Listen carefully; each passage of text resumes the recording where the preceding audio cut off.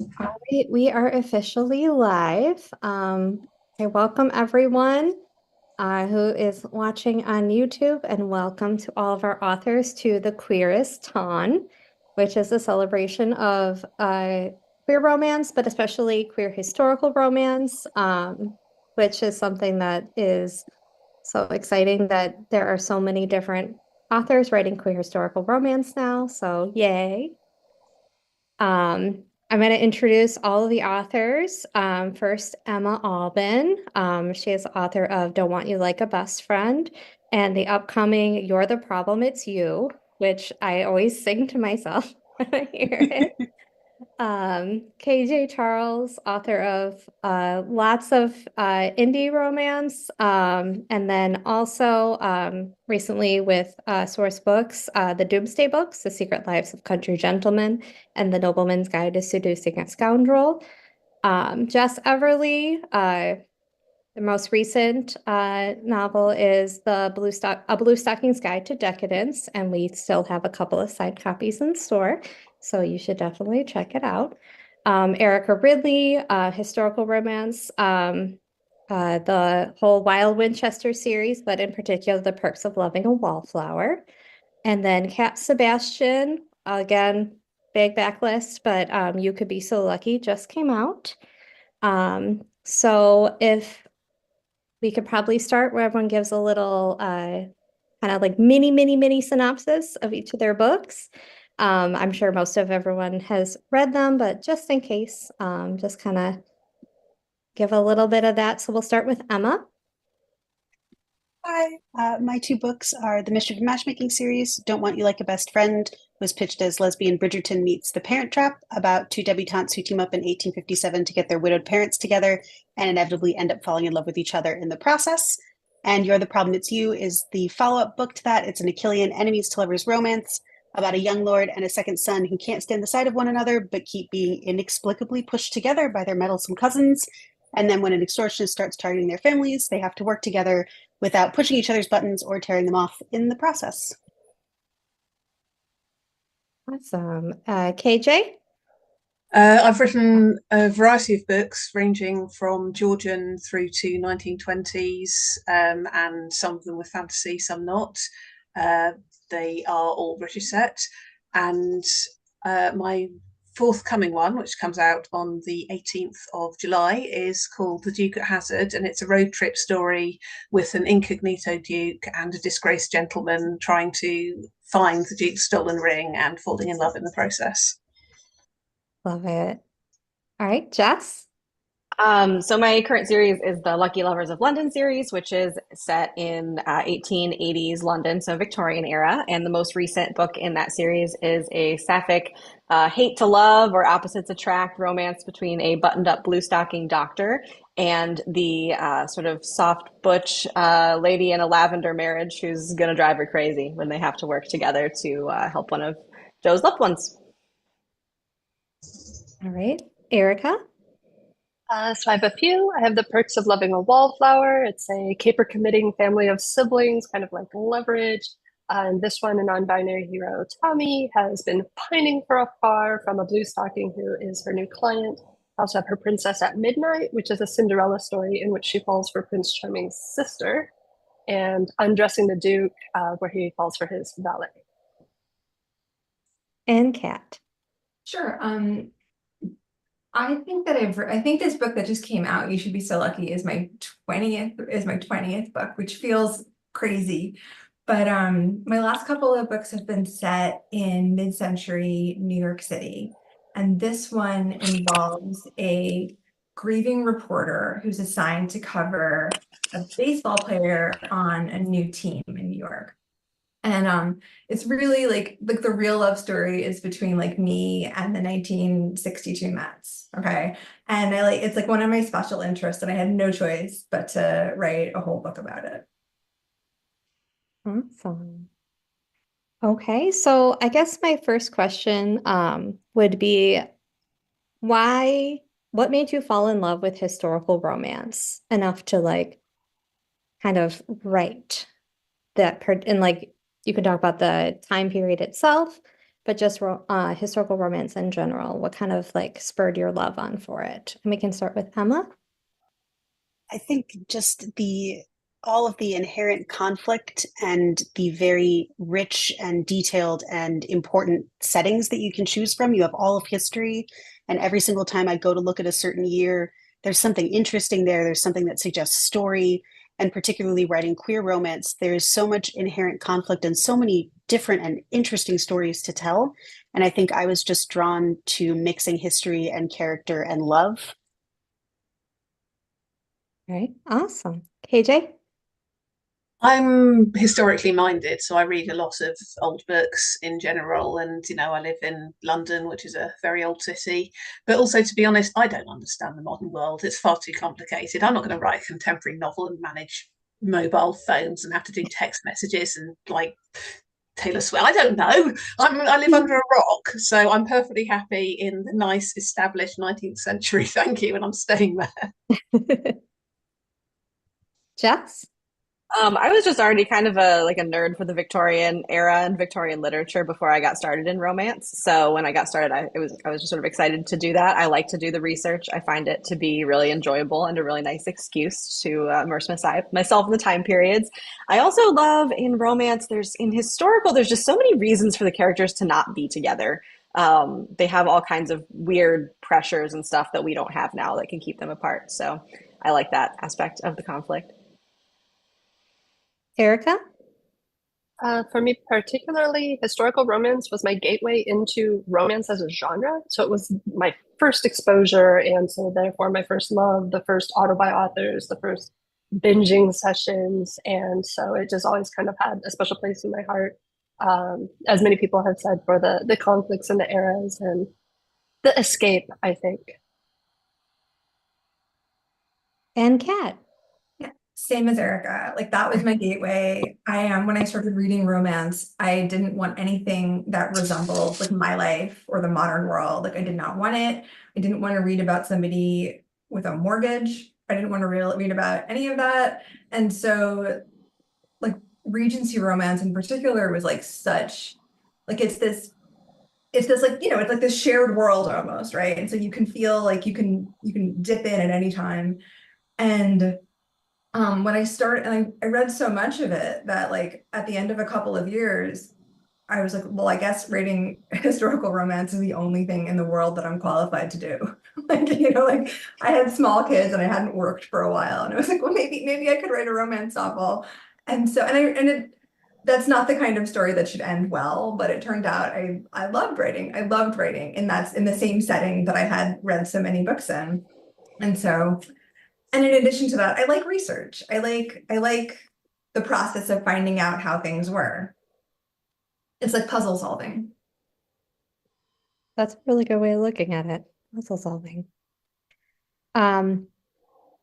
So I'm sure you get asked this a lot, and I kind of want to go off of that a little bit, like the question of pantser or plotter, but also like if you're either one, like what kind of do you picture like a character, or is it like a scene that pops in your head, and like what kind of starts that? So if you're a pantser, is it like a particular like something that just pops in your head and you kind of form around that? Or if it's a plot, do you picture like the journey of the two characters and then build around that? And we'll start with Emma. So I'm an intense plotter. I am really impressed by all pantsers. If I start pantsing, they will just talk for like 200 pages and nothing will happen. So I have to plot very, very intricately to make sure that the story is interesting. And I start from conceit. I start from like a premise. And then once I know that premise, I start thinking, okay, who would be in this story? And if there were two characters in this story, what would they be like? And what would their families be like? And then what time period would these people live in? And once I've got my two main characters in the time period, I'm sort of able to world build out from there. And I start doing all of my research, and it starts suggesting all kinds of things that could happen. And I usually sort of know the beginning, the middle, and the end. And then the research and the characters drive that plot all the way through. And once I've written the whole outline, then drafting is kind of just fun. Although I say fun, it can still be really painstaking. And then I still run into things as I'm researching where I'm like, oh no, that plot point doesn't work. Oh, I need to fix that. And I kind of enjoy that challenge. Like Kat said, it's kind of puzzle building. And even starting with the big outline, there's still a lot of discovery that I get to go through. Awesome. Yeah, that's And interesting. I cannot stick to a complete synopsis for the life of me. I have tried doing that and plotting out the whole thing, but every time I just go wildly off piece by about 60% of the way through. So I've kind of, just made my peace with that, and publishers have to make their peace with that, because I will frequently deliver something that looks absolutely nothing like what they bought. That's a them problem, is the way I look at it. As to where things come from, it can be absolutely anywhere. I have got one book that was inspired by alphabet fridge magnets that my son arranged. I've got one book where I came up with the title first and then thought of a book that would fit with the title. I have got books that they're inspired by events like, the terrible 1880s or 1870s London fog. And, just thinking about how you could use the fog. Or, two characters, well, I mean, the Duke at Hazard, which is coming out, I discovered that, or I was reading about silhouette cutters, because obviously before photographs, long way before photographs, but a really good, cheap way to get an image of yourself was to have your silhouette cut. And people could do it super fast, and you get a good profile. And it was an industry. I mean, there were literal factories of it, and people invented like machines to literally trace the profile of shadows so they can do the cutting super fast. And it was absolutely fascinating. So, I was compelled to have a silhouette cutter, and then just had to work out how on earth he was going to meet a duke, kind of thing. So yeah, I think the genesis of a book can be absolutely anywhere. And the exciting thing is just keeping your mind open and having all these things pass by, and then something popping up, which can often be 6 months, a year, 2 years later. And then you find the origin again. What the hell was that? nice. Okay, and every time my family goes to Disney, my dad has to do the silhouette cuts. So I have like silhouette cuts from like 5, 10, Oh, 15. So I've got a bunch of them. it's a real art form, and Yeah, it really is. one that was hugely popular, and people would do it. They do hollow cuts, and they do different colored ones, and they touch them up with paint, and it was a huge thing that basically just disappeared as soon as the photograph came along, which I'm quite sad about, really. There's just a few people keeping it going. Yeah. Jess? So if I could just be a pantser for my whole life, that is what I would do. I would never plan anything. Though a couple books in, I'm finding that publishers want synopsis, though I feel like I'm inspired by KJ saying it's a them problem if what I send in isn't quite the same. So maybe I'll keep that in the back of my mind when I'm stressing out. They've already paid you. What they're going to do about it? Fair enough. So I would love to pants. So I'm trying to learn how to plot, and I'm doing the best I can. That's where I'm at right now. And as for where the stories come from, there's usually like an idea, and then I have to have at least kind of one character. So I'll have an idea, and then it kind of floats around until I have at least one character, and then it starts to come together. And then, if we're talking about a romance, then I need another character. So it's got to be someone who would be fun with the one that I've got. And so it just it's like dust that just eventually kind of like assembles into some real idea, and then I can get started, hopefully with no more plan than that, ideally. Erica? So I am definitely card-carrying plotter. I love to plot. I love to plan in general. If I could never do anything and just plan it forever, I would be so happy. That's my ideal world. But they want the book. So usually my ideas, as others have said, come from literally anywhere. Oftentimes it's like a scene or a moment, or I'll be like, wouldn't it be hilarious if you kidnapped a duke on accident? And then, I can just run with it then. And I'll usually like think about it for a day or two and wake myself up and have, a few nights of insomnia as I just like ideas pinging around. And then I'll just sit down and I'll spend a day or two and plot the whole thing. And I move stuff around, and when you're in the story, like things happen. Like for as much as I plot, like do my books look exactly like the synopsis? That has never happened after 60 titles. So it is what it is. But I love the planning process. And Kat? I am a pantser. I don't like that about myself. Like I, in the rest of my life, plan things. I have spreadsheets. Like I can't remember things if they aren't on the list, you know? But with books, I just don't know. I don't know what's going to happen. And so I'll start with a premise and a sense of character dynamics and like maybe a few like scenes in the middle. But usually I start thinking about that like maybe 2 months before I'm writing. Like I'm finishing up copy edits or line edits on the previous book, and I'm kind of like tooling around with notions for the next book. And somebody pointed out to me that that's kind of plotting, right? Like that's you're like maybe it's not linear, but I'm throwing things into my notes app or I'm like making a mental note. And like that is planning. And when I sit down to start to write the book, I actually do have a greater sense of who these people are and what needs to happen to them in order for them to get where they need to go. And then like, but a lot of the space in the middle, I really don't know. And sometimes I'll write a scene and it's the wrong scene, but like that process of writing the wrong scene tells me what the right scene needs to be. And that used to drive me bananas because like in every other aspect of my life, if I like vacuumed the floor and then it turned out the vacuum wasn't sucking up anything, I would be just like lying on the floor crying, you know? But like with writing, that is the process. That is how I get a book done, is by running into a wall and then like running into another wall and then finding the door. Awesome. So we've had a couple questions on the chat, but I wanted to make sure, since we're still early on, for all of you that are viewing right now, all of our in stock and then a couple of pre-orders for the authors through July 13th will be 20% off with the code all caps Queerest, no spaces. I'm going to put it in the chat.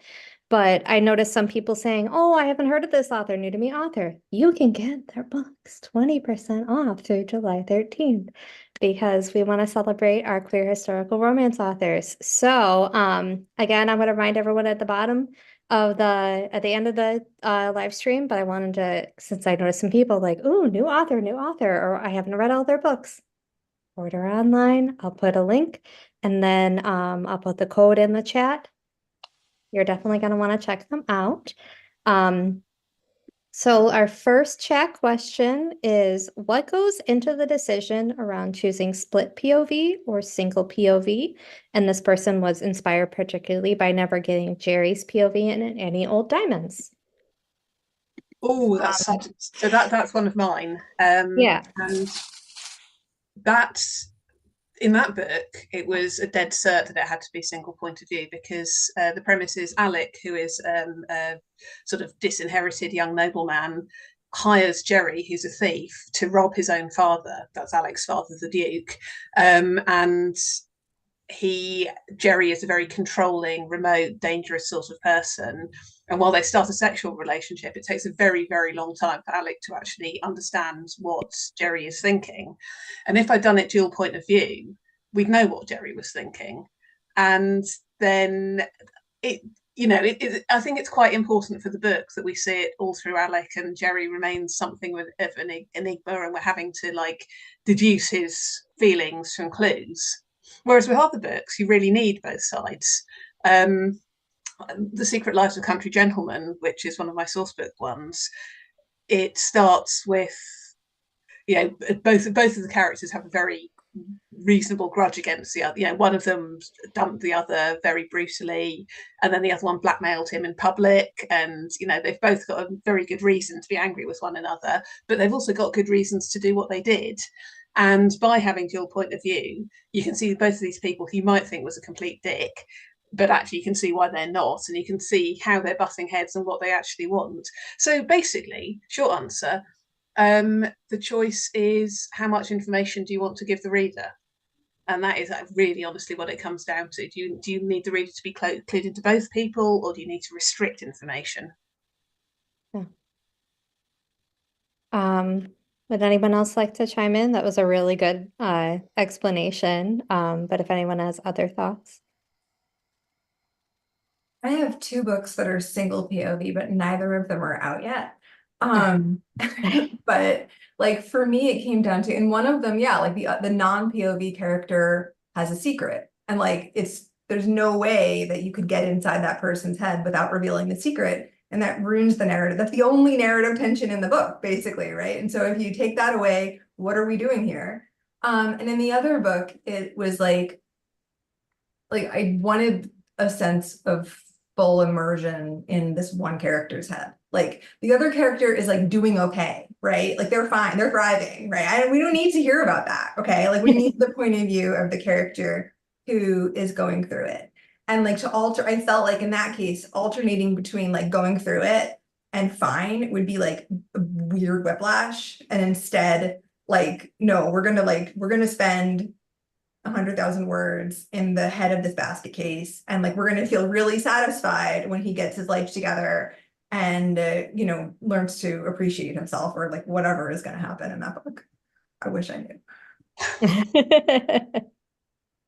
I'll co-sign. I usually write dual point of view, but undressing the Duke, the Duke, you only get his point of view because he's the one with the arc. He's, his love interest. He's doing fine. He doesn't have the more interesting story. Like, and also a lot of the tension comes from not knowing what he's thinking or what he wants. And as others have said, that would completely dissipate if I told you on page 2. It's like, surprise. There's no surprise. Exactly.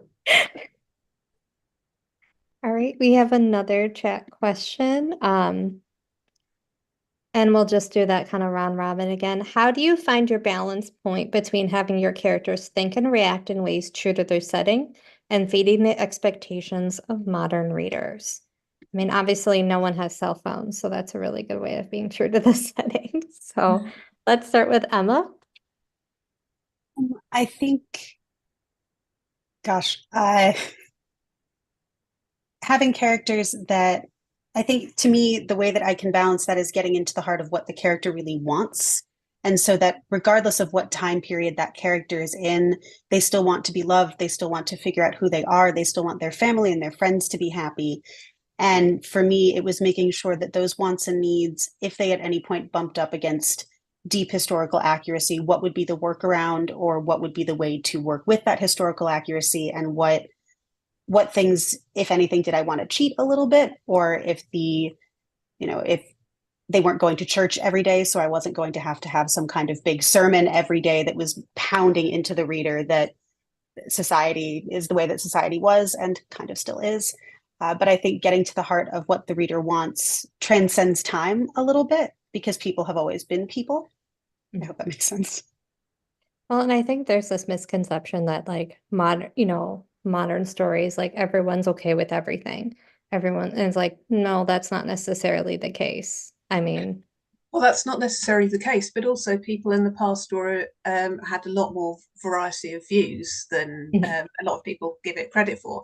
I cite this a lot, but there was a group called the Spencean Philanthropists in the 1790s, who were far, far more radical than pretty much all of the main parties in Britain, infinitely to the left of any party in America currently. They believed in universal basic income, they believed in children's rights, animal rights, communist property. They had an amazing manifesto. Of course, there were thousands of people who were wildly opposed to slavery and thought it was disgusting and immoral. That's why it got abolished. The idea that everyone was sitting there going, I'm absolutely fine with this, but we just abolished it anyway. I mean, what? Jeremy Bentham wrote an entire treatise on why male homosexuality should be decriminalised. He was one of the leading jurisprudence thinkers of the time. He didn't publish it, but he wrote it. I think it's as you say, Emma, people have always been people, and that means that some of them have had much, generous, open views, and kindness and humanity, and some of them have been controlling and selfish, and some of them have, they've always been exactly as they are now, basically. I think the fundamentals of human nature don't change. So I think you have to have, you've got to look at where your characters are, in the sense of people who are doing very well in society don't tend to be the people who are challenging that society. But then that's always offers the writer a really good opportunity to force them to challenge that society. So, you know, you play around with that. But I think you can't start from the premise that everyone in the past had one single opinion, which was an unpleasant opinion, because that just wasn't the case. Mhm. Jess? Can you repeat the question? Because I was like sneezing like Oh, yeah. when you said the question, so I missed part of it. Yeah, that's okay. How do you find your balance point between having your characters think and react in ways true to the setting and feeding expectations of modern readers? Okay, that makes sense with what everybody has said. And I feel like kind of similar, I guess, to what the other folks have said so far, which is that I feel like a lot of times we assume these particular like things that we think about the time periods without like necessarily fully understanding the scope of how different individuals were and what different political parties and societies and different things that people were interested in. And I do make an effort to try to show some of those things and choose some characters who are in some more sort of offbeat circumstances, which and obviously some of these authors here do a fantastic job doing it with nobility, but I found it easier for myself to do it with sort of upper middle class characters who don't have some of the same pressures and can be a little bit more idiosyncratic without a whole lot of people noticing what they're up to. But two of the characters, Emily and Noah, each of which have a book of their own, are Unitarians and in like a progressive, not that all Unitarians were progressive at the time, but there were pockets of different people with different ideas. So I wanted to show this sort of like weird little pocket of progressive thought because they did exist. So it's just I like to like just kind of pick things out that will speak to modern readers and just show them maybe a different perspective of what might have been going on. Yeah. Erica? To all that, I would only really add that for me, one of the challenges is often that the modern reader comes at a lot of topics with just a greater depth of vocabulary than the characters would have had. Like they wouldn't have had words like trans or NB or demisexual. And so but the feelings have always been there since the dawn of time. It's not something we invented. And so I can depict it on the page, but I am unable to put those words into a character's mouth for them to communicate perhaps effectively or even be able to identify themselves like exactly what they want to say if they don't have the words for it. And so it can be a little challenging there. But it's also kind of a cheat code because even though when I can't say it, but the modern reader, like I'll see in the reviews, they caught on right away. They know what's going on. And so it's maybe easier to understand the same story today in that way than it would have been years ago. Yeah, I'm always delighted when I'm the clues like the characterization that I'm putting down, like using my 1817 best effort, like everybody gets it right away, like there's no confusion, you know what I mean? Like when people are making like a rec list for demisexual characters or whatever, they catch it. Like I love that, that like that we all like, and it's because we know what the concept is without necessarily having to like label it in the book. One thing that I think about a lot when I'm dealing with this exact issue in writing, right? It's like, where do I like what balance am I trying to do here? It's like, one, the audience is a present day audience. Okay, they're the people I'm writing for, right? Like I don't have anybody in 1959 fact checking this book. Okay, like they're fine. Like they're like I don't need to please them. Okay, I need to write something that is a satisfying experience for the modern reader. But I can stack the deck. Like I can stack the deck so that my characters are coming from things where they have the life experience and the sensitivity to have the worldview that I would want that I want them to have, right? Like if I want a character to have a supportive parent or a supportive like friend or sibling or whatever, right? Like that's not unrealistic, right? And so I can make sure they have that. Like that's like with the books that are set in the 50s, I think that like in America in the 1950s, like it's like like not great to be in any marginalized group. But there were minority points of view. There were like progressive newspapers that were struggling and like trying their very best not to get shut down. The people who worked there were like, were interested in civil rights, very broadly speaking. And so those are people who are going to be allies, for lack of a better word, you know. And those are the people who I want to write about. Those are the people who are interesting to me.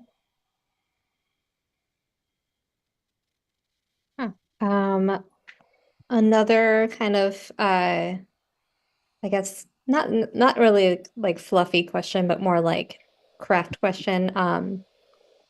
When you go throughout your like normal day-to-day stuff, how often do your characters kind of pop in versus when you're specifically sitting down and writing? Is it more of a I only think about my characters when I'm writing or my story when I'm writing, or is it like you'll just be walking and you'll be like, oh, they would like that food? Emma? For me, they're there in the background all the time, whether I'm reading, whether I'm doing my job, whether I'm out in the world. It's not always necessarily that they are reacting to anything around me. It's more I'll see something and then it'll just kind of filter through my brain and go, oh, that scene that I've been thinking about, there should be cream puffs on the table, or they would like, iced tea could be here. And I figure out a lot of story problems or a lot of dialogue issues in the shower when I'm vacuuming, going out with friends, seeing movies. So I always advocate that all of that counts as writing time. It's not necessarily words on the page, but like living your life in and of itself is writing, because everything you're seeing and everything you're feeling and tasting, touching, all of the senses comes back and eventually feeds into the back of your head. Yeah, I completely agree with that. The subconscious is your biggest friend, really, except when it's your worst enemy. It's one of the two. But I get so much done. I've had the same personal trainer for like 8 years, and he's actually I've trained him. I mean, he's a boxer. He doesn't read books, but he's now so trained. If I'm in the middle of 100 sit-ups and I just go, then he goes, "Do you need to write it down?" Because he knows I've had an idea. And it comes very often when you're doing 100 sit-ups, which is good because there's no other reason to do 100 sit-ups. But this is, yeah, I wouldn't say it's my characters living with me, though. I completely agree with Emma. It's the just the whole book. It's working out a scene, and I might be running dialogue, but I might be running the same piece of dialogue 5 or 6 times from different angles. Yeah, you're the back of your brain is constantly beavering away and trying to sort things out for you. And then there is that nice thing when you're semi falling asleep and then the scene just writes itself in your head, which is always very pleasant, as long as you remember it when you wake up. Jess? Kind of second, third, what has been said already, and then we'll add in terms of characters specifically, like bugging me during the day. I'd say mostly if I'm listening to music, like in the car or if it's on, like I feel like some part of my brain will try to take the song and find some way for it to connect to whatever character I'm working with. And I find a lot of my character development gets done that way. And it could be any music. It does not have to have anything to do with anything that is going on. It's almost like a weird writing exercise that I wasn't trying to do, where finding ways that this can be utilized for the book. And so, yeah, that's the big time that they pop up. Erica? So I am a terrible sleeper under the best of circumstances, but when I'm cooking a book, I will wake up at 2 o'clock in the morning and with just ideas, just random stuff. It'll be maybe a scene, maybe dialogue, maybe nuance, maybe it's a twist. And then I'll just be up making notes for myself for like 2 or 3 hours. Or if I'm past the like ideation phase and into actually writing, I will often like solve problems and wake myself up with, oh, they should totally do this random thing. I don't know why I can't just sleep and have dreams like normal people, but I get a lot done when I would rather be asleep. And Yeah. Kat?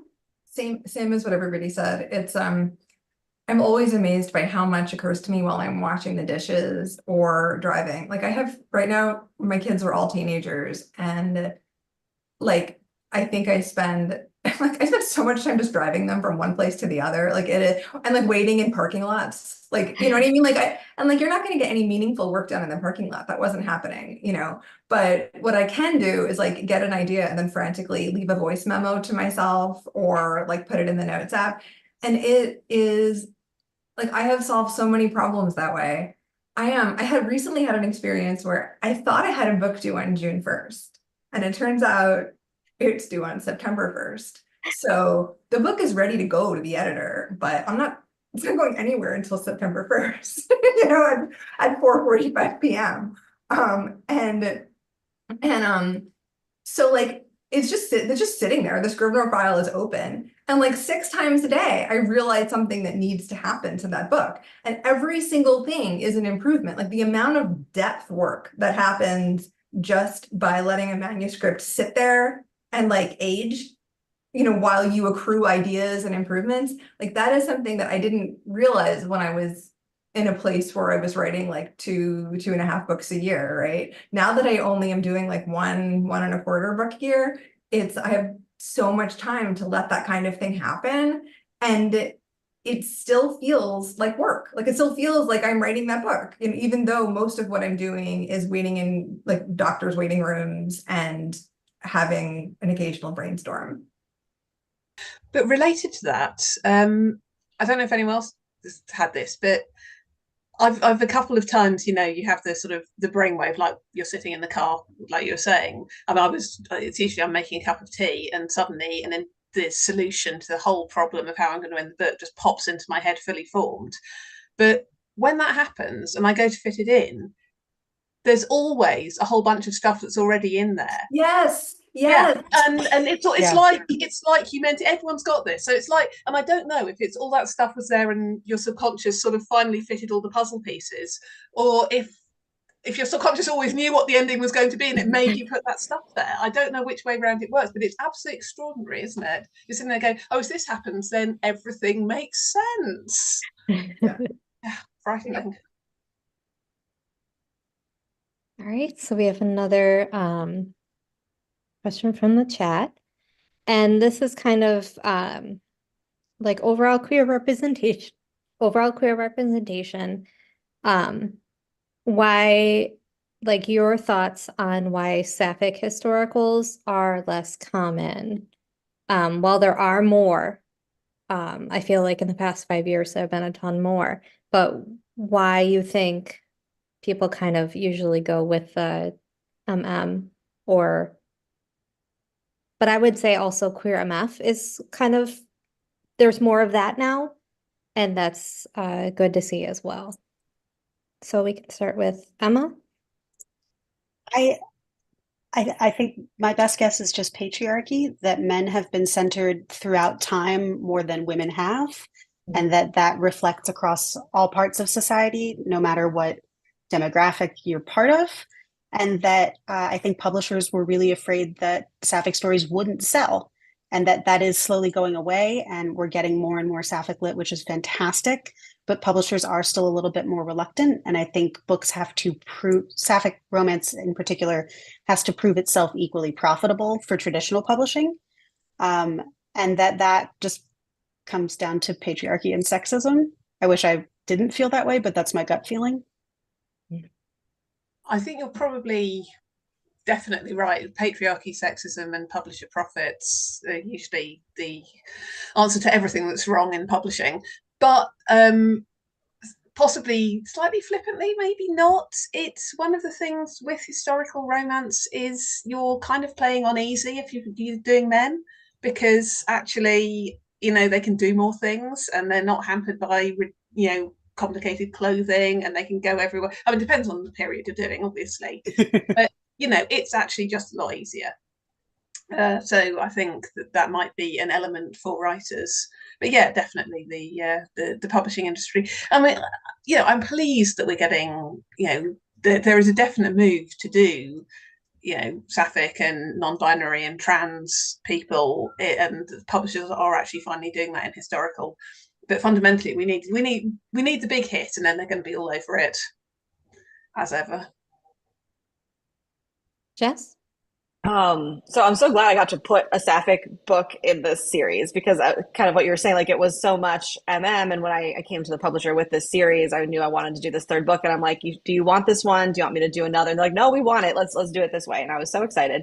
And so this, I agree with everything that's been said so far, but just to add just another little thing that came to mind, the conflict is very different in a sapphic historical, at least in sort of the time period that I'm looking at in Victorian England, which there's sort of this built-in, like, it's illegal. Everyone's really weird about it for the stories about the guys. Whereas when you kind of look at the literature, I mean, you can find sort of loving relationships between women that were relatively well accepted. And so you just have kind of a different conflict profile, which is really fun, but it's a little bit less obvious where to begin with the story. So I don't know. That's just a little thing to add so that I don't repeat the same old stuff. But that was something I noticed doing a little of both.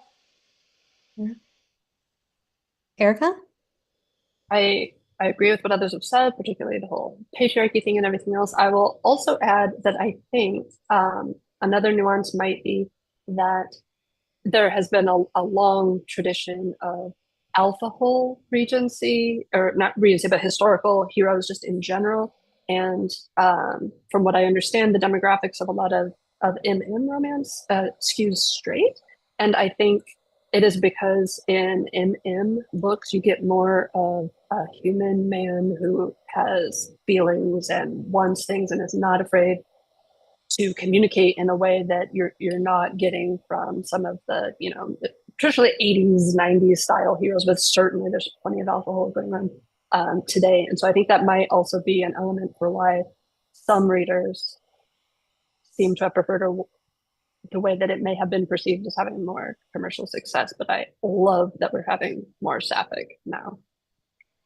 There was like, it wasn't that long ago that when I would be assembling a rec list, you know, in order to get some sapphic historical romance on there at all, I'd be like, well, what about Sarah Waters? You know, like, and it's Yeah, and because like there were like 5 books, right? And it was so bad. And it was Sarah Waters, Pembroke Park, like they were all. That's right. Like you can't buy it because I have the only copy on the East Coast. I have the other one. But it exists, I swear. Call me on the phone, I'll read it. But and like obviously now, and so I was in my writers group a couple months ago. I was like, we are living in a golden age, a time of abundance when it comes to sapphic historicals. Everybody was like, Kat, no. It's just that it isn't awful anymore. And like, yeah, so it isn't awful anymore. That's what I've got. I can name 5 books that are like in the last year. Which is exciting as a reader, that like you can go into, especially if you go into a romance bookstore and ask for recommendations, and you can get like 5 immediately, and then like as a bookseller be like, oh, I got this, oh wait, hold on, and I can get like a nice little stack going, versus like, I think we have one. But also, you know, no offense, I know you're a bookshop, but there's an awful lot of really good self-published, probably e-only books out there, and there's a lot more sapphic historicals available than are available in hard copy in a bookshop. Yeah, there's some terrific writers out there who haven't been picked up for whatever reason, and you know, if you've got a Kindle or a Kobo or whatever, and you're willing to go and search, there is far more than meets the eye. The stuff on the Waterstones table is the tip of the iceberg, the tip of the sapphic iceberg. And I I think have not like seen the sapphic Waterstones table. I go in and I look. I would love to. You know, the Waterstones romance table is labelled YA. Don't even talk to me about Waterstones. yeah. Yeah. Right. So another question from the chat. Someone asked, several of you have written neurodiverse characters. How did you approach your research into this? Knowing, especially when it came to historical research, I know there's a history of kind of institutionalization and everything. So how did you approach that? And we can start with Emma. So I mean, if none of my that's, yeah. none of my characters canonically are neurodivergent. James definitely suffers from anxiety, and that comes a lot from my own personal experience with anxiety. But that isn't something that I think, it wasn't so severe to a point that he would ever have been in danger of being institutionalized. So I will cede to other authors. I've written a few. I've got one character who's autistic, on the autistic spectrum and quite severely dyspraxic. I've got several people who are dyslexic. I've just submitted a book with a hero with ADHD in the Edwardian period, which is interesting because they were actually beginning to identify ADHD, even though it wouldn't be named as a condition for another like 5 decades or something. It's really, it's kind of like what was it you, Kat, who was saying about the people were the same, the labels didn't exist. So you're trying to work your way through that, and looking at who can understand that a person's got an issue rather than they're being irritating, they're inexplicably not able to pay attention, they're effectively blaming them for their condition because nobody recognizes it as a condition. And that's obviously something you've got to pick through. Generally speaking, with I absolutely depend. I had 5 or 6 readers with the relevant conditions go over the manuscripts with a fine-tooth comb for all of those ones, because you just have to, and you want the things that ring true and the tiny little details. And one of the things with my hero who's dyspraxic, the book is set in the 1870s, and I spent a lot of time looking into what kind of pen he could have, and it turns out that it was still, if you needed to use a fountain pen, it still had to be filled with little eyedropper. So we actually made sure that there was a maidservant who came and did that for him, because he was just going to make a horrible mess. But he was able to have elastic-sided boots because they had come in, and obviously he was going to go for them rather than complicated buttons. And it's finding out those little details, and in his position, would he carry a cane? No, he'd lose a cane, and so on and so forth. And you're looking at finding the little historical details that support, the lived experience, not the sort of the close-up lived experience, I think. Which, but I depended so much on the generosity of readers there, because people give their time, fantastically and generously in order to get it right, because people have always had these neurodiversity of various kinds, and they deserve to get portrayed as much as anyone else.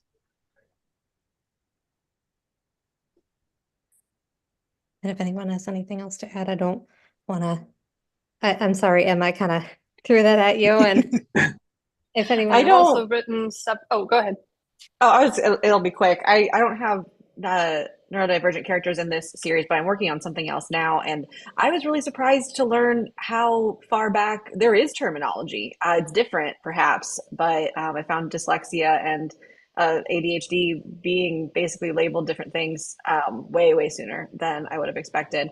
And I think what's been interesting about writing a character who's dealing with those things is just treatment so different and so much more effective now. So it almost like breaks your heart to be just like writing about this character and just knowing how much better they could potentially be doing in a different time. So that's been an interesting thing to work on.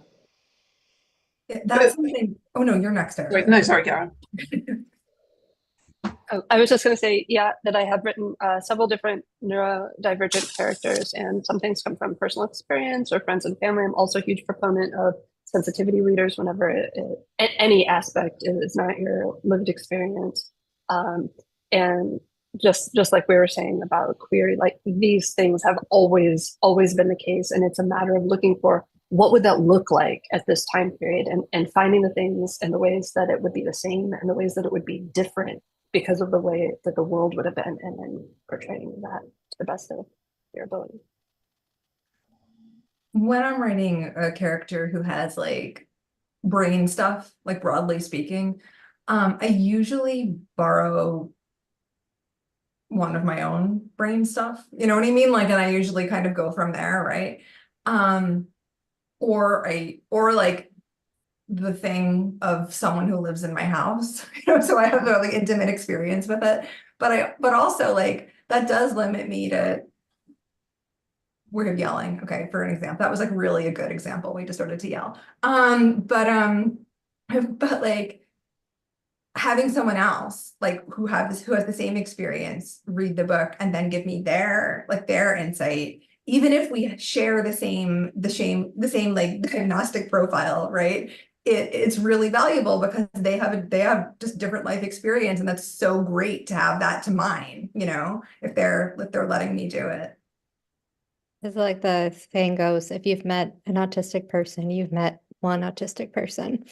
And I imagine that's the same with all the different brain chemistries. So yeah, it's awesome. So we're getting close to 1 o'clock. So I will have two more kind of questions. One is, if you're working on something right now, can you give us a little tease? And I'll start with Emma. I am working on a Rivals to Lovers Regency romance set in Bath, and I am really enjoying that. It will have similar levels of shenanigans to the Mischief and Matchmaking series, and similar levels of queer and supportive found family. And it's been really fun to just be in a slightly different locale. Even if when you're what I've loved is when you're watching Bridgerton, they are shooting so much in Bath. And so all of a sudden, as I'm doing all of this research, I'm going, hang on, that's this person's house. And that's just a fun thing that I've been enjoying while I've been writing. So I'm working on something, it's for a publisher, so they may not give it this title. It's called The Reluctant Widower. And like I said before, I have actually basically started with the title and then decided what the book was going to be because I wanted to do a book called that. And it's about, actually it's something I've wanted to do for ages. It's about an oil and colour man, i.e. a guy who made paints. So I'm just getting really into the whole process of making paints in the 1820s. Because it's fascinating. It's really cool. They had a colour called mummy brown that was literally made of mummies, like actual ground up ones, from Egypt. They'd ship them over, grind them up and use them for paint. Absolutely. Better than eating them, I guess. Well, I guess. I mean, I think they're probably doing that too. Anyway, it's astonishing stuff.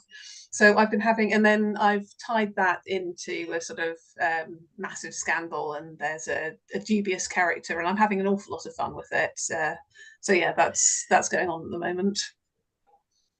Jess?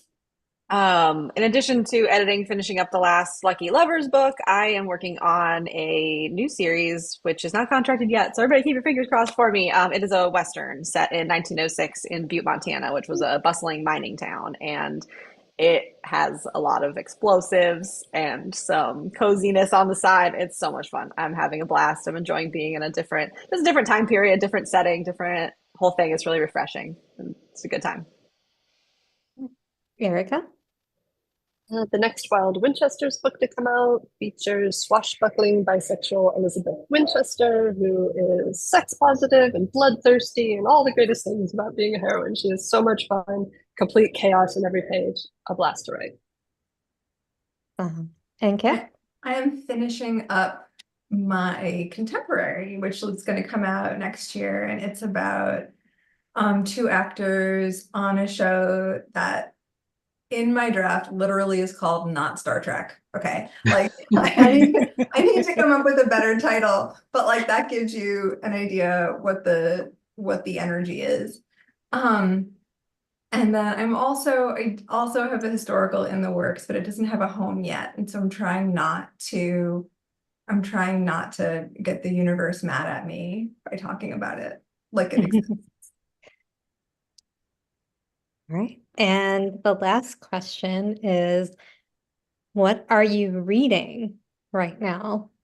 And is it completely like off the wall from what you're writing? Kind of basically, I love getting recommendations from authors, so I love to hear what you're reading so I can figure out if I need to add my TBR and is it gonna explode now again? Emma? I just picked up The Warm Hands of Ghosts by Catherine Arden because I really loved her Winter Night trilogy, and that's a sort of spooky, slightly magical World War I book, and I'm really enjoying that. Still historical, but a little bit more in the fantasy realm. And then I'm reading a bunch of arcs. I don't know if I can talk about them, but they are all wonderful, and I'm really excited.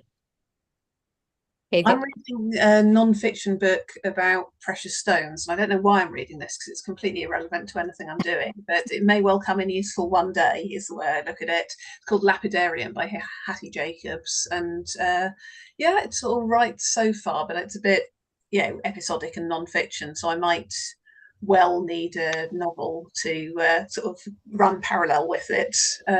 but I haven't decided what that's going to be quite yet. Jess? I'm reading one physically and listening on audiobook to another. So physically, I'm actually reading The Duke at Hazard. Your team was kind enough to send me an arc. So I'm enjoying it a lot. I got to the part with the paper cutting stuff. So it's really great. I'm enjoying that a lot. And then I'm listening to Lucky Red, which is a queer historical Western, sapphic. It is not a romance. And I'm just right toward the end where I'm not sure if it's going to have a happy ending or not yet, since it's not a romance. But if you can handle that, it's very, very good. Really beautiful writing. One of the best things I think I've read in quite some time. Eric? I tend to read off genre while I'm writing, and I just read One of Us Knows by Alyssa Cole. It's a really great double locked room mystery thriller by Alyssa Cole. And Kat? I am listening to The Empress of Salt and Fortune by Nevo, and I'm reading, it's an arc of A Sure Thing by Joanna Lowell, which is a trans Victorian romance. And they're both delightful. Like, I feel like I had, like, last week, I think I DNF'd like 6 books in a row, and it was like tragic. And I was like complaining to everybody I talked to. And then this week it's like, 2 amazing books. Awesome. Well, thank you all so much for taking time out of your day. I know we had to work with some different time zones, so thank you. And just a reminder to everyone in the chat, I put the code and a link to our website in the chat. So all of these authors, any of the books that we have in stock, and some pre-orders. If you can find them, will be 20% off through July 13th with the code Queerest. That'll be in store and online, and it is all uppercase, no spaces, Queerest. And buy any or all of these authors' books as we can, close out Pride Month, and also just celebrating queer historical romance. And it's so exciting. It was so easy to find 5 authors to do this, and we could have easily found 5 authors more, and that's so exciting. There's I know, Kat, you said that you feel like there's a whole bunch, and we're in a really lucky time. Let's hope that in the next 10 years we'll be like, oh, that was nothing compared to now. So thank you for all of you for writing and joining us today. And thank you for all the chatters. It was a really nice chat, and lots of great compliments. If you guys, the 5 of you, feel free to check it out. There was lots of really nice things that were said about your books. So make sure you check out the chat. I think it takes about 24 hours for it to replay, but I'll have Ariana send you the link, and have a great rest of your day.